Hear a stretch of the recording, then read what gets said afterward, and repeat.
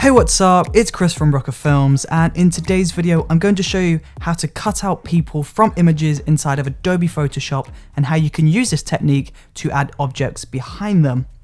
So once you've loaded up Adobe Photoshop and you have your image imported, you need to go over to the quick selection tool on the left bar. Now once you have the quick selection tool selected, you need to go up to the top bar and you need to change the brush size and the brush hardness. So you want to pull up the size to a comfortable size and pull the hardness up to 100%.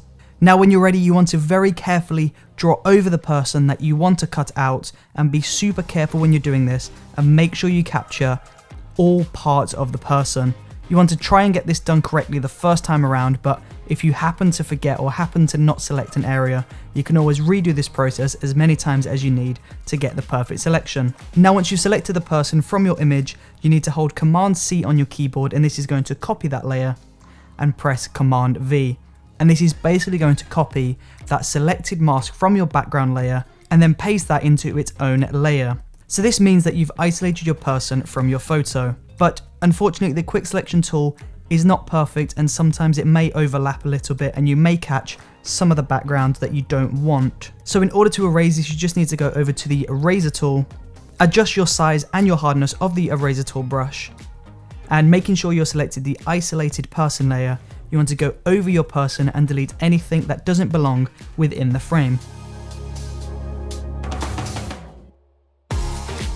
Now as soon as you've cleaned that up, you have now successfully removed the person from the photo. You've isolated them into your own individual layer, and this means you can now manipulate the image any way you like. So by copying that isolated layer, you can paste this multiple different times to add different clones of the person within the photo. If we hold Command T on the keyboard while selecting one of those isolated layers, we can change the scale of these isolated layers, meaning you can have smaller versions of yourself, you can have larger versions of yourself, and you can have multiple different clones at multiple different sizes throughout your image. Now that's a fun use of this technique, but you're not exactly going to be copying yourself and making clones of yourself in every single photo. So another really useful way to use this technique is by adding text behind the person. So if you create a brand new text layer by pressing T, we can drag this in between the isolated layer and the background layer, and this means the text will appear behind the person.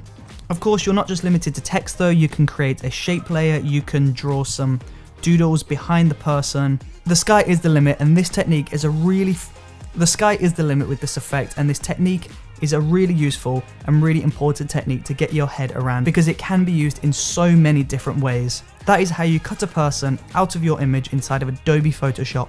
If you enjoyed watching this video, then please do let me know in the comment section below, and don't forget to subscribe by pressing that circle icon up there.